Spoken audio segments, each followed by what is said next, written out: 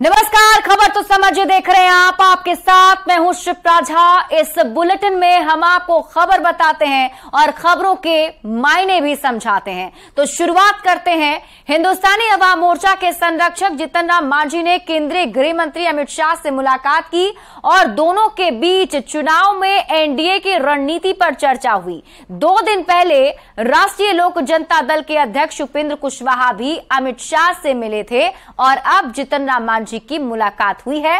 पहले आप ये रिपोर्ट देखिए, फिर खबर तो समझिए।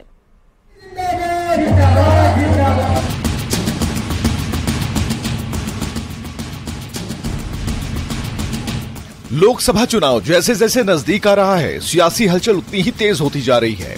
बुधवार को राष्ट्रीय लोक जनता दल के अध्यक्ष उपेंद्र कुशवाहा ने केंद्रीय गृह मंत्री अमित शाह से मुलाकात की, तो शुक्रवार को हिंदुस्तानी अवाम मोर्चा के संरक्षक जीतन राम मांझी अमित शाह से मिलने पहुंच गए।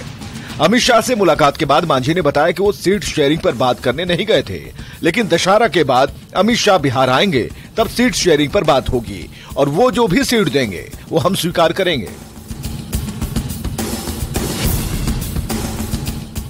हम साफ कर दिया कि बहुत लोग टिकट फिकट की बात करते हैं, तो शुरू में ही हम आपसे बात कर दिया था कि आप हमारी औकात को क्या तौलते हैं, इसके आधार पर आप हमको जो भी सीट देंगे हम वो सीट स्वीकार करेंगे और कोशिश करेंगे कि अपना सीट के साथ साथ अन्य सीट यानी 400 सीट बिहार का प्रधानमंत्री की झोली में हम लोग डालें, इसका हमारा प्रयास है।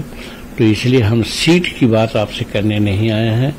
तो उस पर भी उन्होंने कहा कि जो दशहरा के बाद हम लोग बिहार में स्टेशन करेंगे, बात करेंगे, सारी बात उस समय हम लोग करेंगे।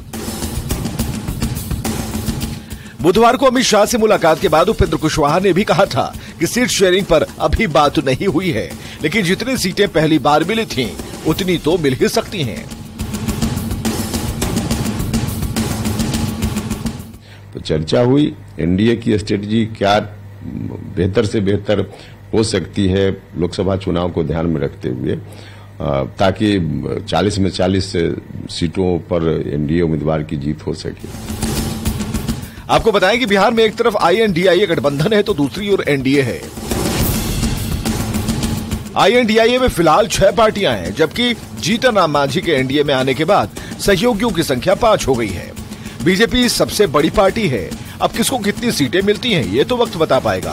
फिलहाल मुलाकात और बात के जरिए बीजेपी के सहयोगी दल सीटों को लेकर अपनी इच्छा बीजेपी नेतृत्व को बताने में पीछे नहीं रहना चाहते। न्यूज़ 18 के लिए दिल्ली से अमितेश सिंह की रिपोर्ट। और अब आप अमित शाह से मांझी की मुलाकात के मायने को समझिए। बिहार में 2 गठबंधनों के बीच सियासी लड़ाई है और एक तरफ आईएनडीआईए गठबंधन है तो दूसरी तरफ एनडीए है। और आईएनडीआईए में फिलहाल 6 पार्टियां हैं, जबकि एनडीए में 5 पार्टियां हैं। जीतन राम मांझी एनडीए में बीजेपी के सहयोगी हैं। चूंकि लोकसभा चुनाव की सरगर्मी काफी तेज हो चुकी है और गठबंधन की पार्टियों के बीच सीटों का बंटवारा होना है, तो फिलहाल लोकसभा में बिहार से 17 बीजेपी के सांसद हैं, जबकि एलजेपीआर के दोनों धड़ों को मिलाकर 6 सांसद हैं। बाकी बचे हम के जीतन राम मांझी और उपेंद्र कुशवाहा की पार्टी का कोई भी सांसद फिलहाल नहीं है। लेकिन उपेंद्र कुशवाहा और जीतन राम मांझी की भी इच्छा कुछ सीटों पर चुनाव लड़ने की है। 2024 में जब उपेंद्र कुशवाहा 2014 में जब उपेंद्र कुशवाहा एनडीए में थे, तब उनको 3 सीटें मिली थी और तीनों पर उनकी जीत हुई थी। उपेंद्र कुशवाहा इशारों में 3 सीट की इच्छा पहले ही जता चुके हैं। हालांकि जीतन राम मांझी का कहना है कि उन्हें जो कुछ भी मिलेगा उस पर वो संतोष कर लेंगे।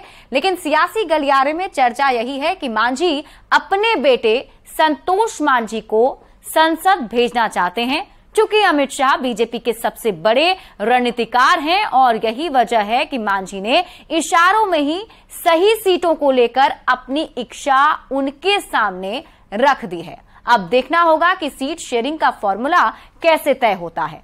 बढ़ते हैं आगे। बीजेपी के खिलाफ INDIA गठबंधन ताल ठोक रहा है।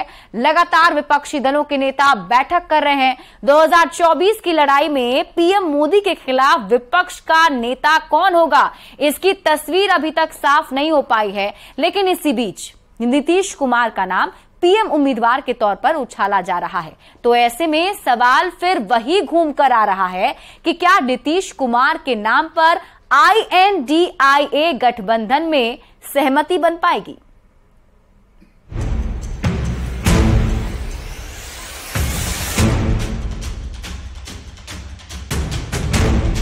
लोकसभा चुनाव बेहद करीब है। जैसे जैसे महीने गुजर रहे हैं, चुनाव से जुड़ी सरगर्मी भी तेज होती जा रही है। इस बीच नीतीश कुमार को पीएम पद का उम्मीदवार बनाने के लिए लालू प्रसाद खुद फ्रंट फुट पर आकर बैटिंग कर रहे हैं। पार्टी की ओर से बयान आया है कि नीतीश कुमार में पूरी योग्यता है, वो प्रधानमंत्री बन सकते हैं।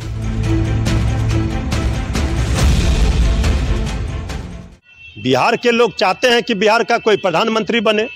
पहला राष्ट्रपति देश को बिहार ने दिया था। आदरणीय नीतीश कुमार जी में क्षमता है, योग्यता है, अनुभव है, इसमें कहाँ कोई सवाल है। लेकिन ये किसी के कहने से नहीं होगा। लेकिन लोगों को इतनी आज़ादी है, वो अपने नेता के लिए दुआ मांग सकता है। इस बीच विरोधी दलों के गठबंधन INDIA में सीट बंटवारे के साथ ही नीतीश कुमार और लालू प्रसाद के बीच हो रही मुलाकातों पर JDU कोटे के मंत्री और नीतीश के करीबी संजय झा का बयान भी कुछ उसी ओर इशारा कर रहा है। मैक्सिमम जगह 1 to 1 लड़ाई रखना, यही हम लोगों का लास्ट मीटिंग में तय हुआ था और मेरे ख्याल से उसमें ऑलरेडी मूवमेंट हो रहा है। प्रधानमंत्री कैसा हो? नीतीश कुमार जैसा हो। पर बिहार विधानसभा में नेता प्रतिपक्ष विजय सिन्हा कहते हैं कि देश का अगला पीएम वही बने जो अपराध और भ्रष्टाचार से मुक्त हो। कुर्सी के लिए अपराधियों और भ्रष्टाचारियों से समझौता नहीं करने वाला हो। अगला पीएम वही बनेगा जो सबका साथ, सबका विकास की भाव रखेगा, जो अपराध और भ्रष्टाचार से मुक्त होगा, जो सत्ता और कुर्सी के लिए अपराधियों भ्रष्टाचारियों से समझौता नहीं करता है, जो अपने देश के मान सम्मान स्वाभिमान को बढ़ाता है। खोज ले पूरे देश में ऐसा व्यक्ति कौन है। INDIA गठबंधन की 3 राउंड की बैठकें हो चुकी हैं। विपक्ष के चेहरे पर अब तक सहमति नहीं बन सकी है। नीतीश कुमार पहले कह चुके हैं वो पीएम पद की रेस में नहीं है। RJD JDU के नेता नीतीश को रेस में आगे बताते रहे हैं। बाकी पार्टियों के नेता नीतीश के नाम पर पत्ते नहीं खोल रहे। ऐसे में घूम फिरकर सवाल वहीं पर पहुंच जाता है कि क्या INDIA में नीतीश के चेहरे पर बात बनेगी। Bureau report, news 18।